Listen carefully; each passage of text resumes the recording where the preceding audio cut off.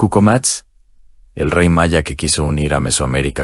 Cucomatz nació en un periodo de inestabilidad creciente dentro del mundo maya. Las rutas de comercio cambiaban de manos, los linajes competían por prestigio y los templos de distintas ciudades discutían interpretaciones diferentes de los calendarios. Desde niño, era observador y silencioso, más interesado en entender el orden del cielo que en seguir los rituales militares impuestos a los jóvenes nobles. Quienes lo educaron notaron que tenía una capacidad fuera de lo común para memorizar ciclos astronómicos y conectar cada fenómeno con los ritmos agrícolas. Los sacerdotes que lo instruyeron lo llevaron a los observatorios más antiguos, donde aprendió a reconocer la importancia del solsticio, la posición de Venus y los patrones que anunciaban lluvias o periodos de sequía. Allí descubrió que la ciencia no era solo conocimiento sagrado, también era estrategia política. La ciudad que dominaba el calendario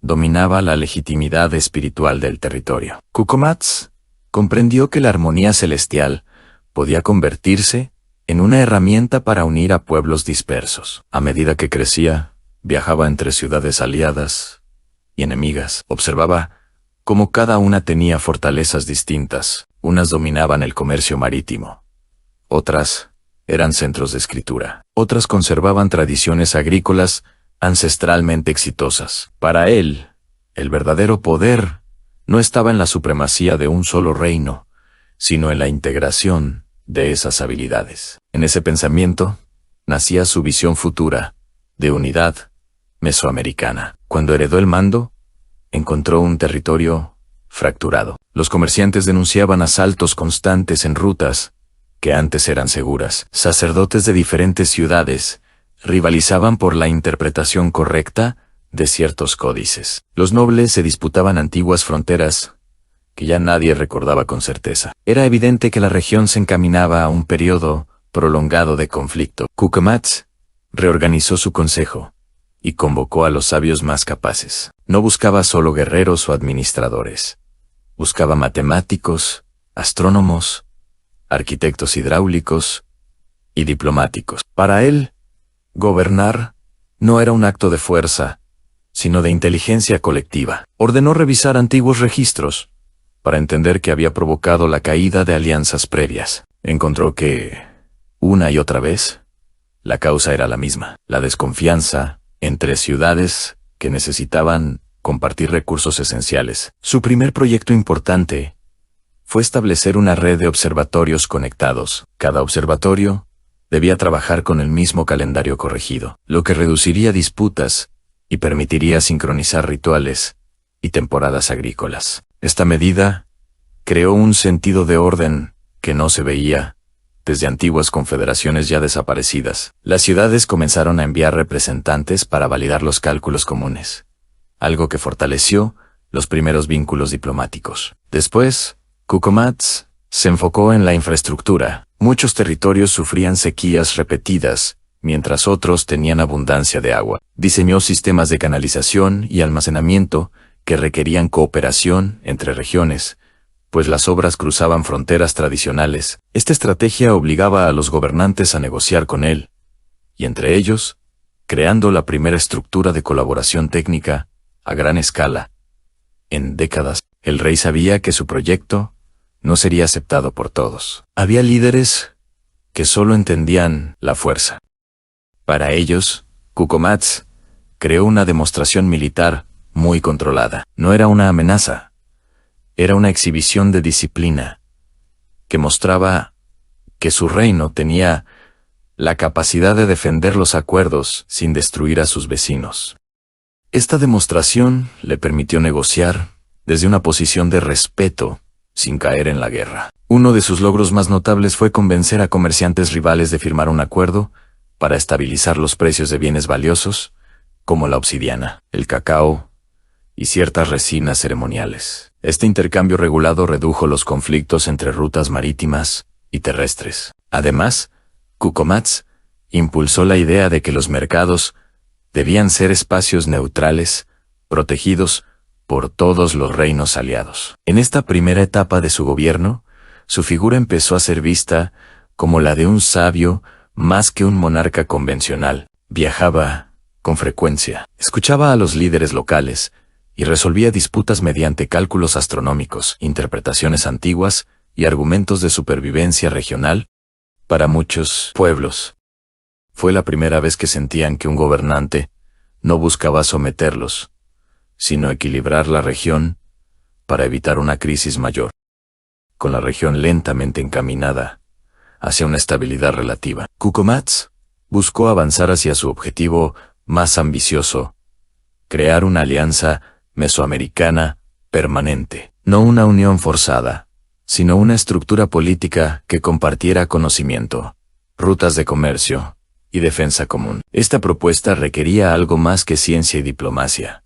Requería transformar la forma en que los gobernantes concebían el poder. Cucomatz convocó a un gran encuentro en una ciudad neutral. Allí reunió a representantes de territorios que llevaban años sin comunicarse directamente. No se centró en rivalidades, sino en presentar datos concretos sobre la vulnerabilidad conjunta. Explicó cómo los ciclos climáticos podían afectar gravemente a los territorios si no compartían excedentes almacenados. Mostró cálculos que señalaban posibles desastres agrícolas si no se coordinaban las obras hidráulicas. Su lógica era clara. La naturaleza no respetaba fronteras políticas. Sin embargo, no todos los gobernantes estaban dispuestos a ceder parte de su autonomía. Algunos linajes se negaban a que su prestigio fuese compartido en un consejo común. Cucomatz entendió que la unificación debía comenzar con los pueblos más dispuestos. Formó una red inicial de ciudades que confiaban en su visión. Con ellas creó la primera ruta protegida de mensajeros, la primera ley común para mercados y los primeros templos donde sacerdotes de distintas regiones realizaban ceremonias conjuntas. Mientras este bloque crecía, sus opositores seguían tejiendo intrigas. En varias ciudades comenzaron rumores que intentaban desacreditar su autoridad. Afirmaban que buscaba proclamarse gobernante supremo. Otros decían que pretendía modificar tradiciones sagradas. La resistencia no era militar, era psicológica y política. Cucomatz respondió con transparencia.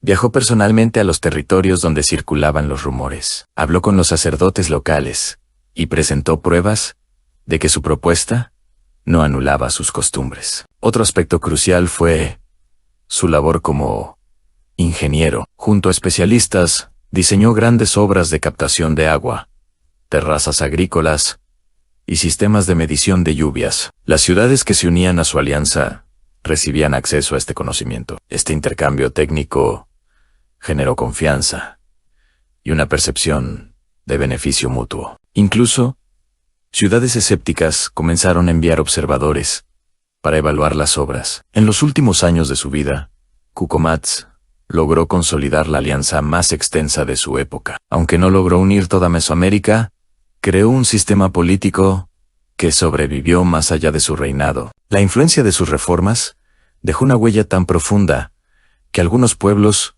lo asociaron con conocimientos atribuidos a Kukulcán y a los sabios, que enseñaban leyes celestes. Con el tiempo, su figura fue elevada a un estatus casi mítico. Escritores y sacerdotes lo describieron como un gobernante que equilibró ciencia, espiritualidad e ingeniería. Los relatos dicen que su muerte estuvo acompañada por un suceso astronómico, interpretado como señal de transición. Algunos lo vieron como un augurio de continuidad. Otros lo interpretaron como advertencia de que los pueblos debían mantener vivo su legado de unidad para evitar un regreso al caos. Aunque su sueño de una Mesoamérica completamente unificada no se cumplió, su visión transformó la manera de gobernar. Mostró que la cooperación podía sostenerse mediante acuerdos inteligentes, conocimiento científico y un sentido profundo de responsabilidad compartida. Gracias a él,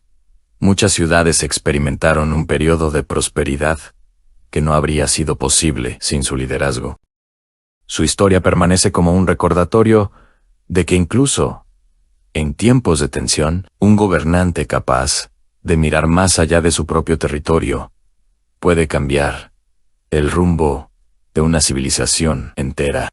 Cucomatz no buscó imponerse por la fuerza, sino construir un tejido regional basado en ciencia, diálogo y equilibrio. Ese legado es lo que lo convierte en uno de los personajes más extraordinarios del mundo maya. Si este documental ha sido de tu agrado, te invitamos nos des un me gusta y te suscribas a Reescribamos nuestra historia.